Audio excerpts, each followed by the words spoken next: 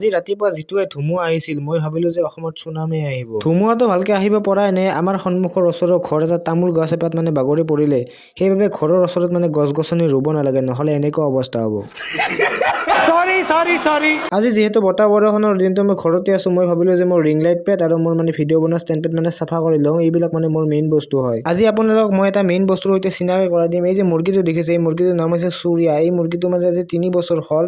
এইটো মুৰ্গী পুহিলে কুকুৰ নুপুহিলে হ'ব ঘৰত। আবেলি মই 4:30 মান বজাত জিম কৰিবলৈ গ'লো আৰু আজি মই মুড়ি খাই জিম কৰিবলৈ যাম। Wow nice. আজি জিমত মই যেহেতু মুড়ি খাই আহিছো মই ল'ৰাক লগ পাইছো। কোনে কথাটো শুনে একো देख तो कैसे शर्मा रहा है। बंद करो हाथ जोड़ के मैं मोदी साहब से गुजारिश करता। পলালে ছি ఎందుకు నీకు yes బట్టుకు ছি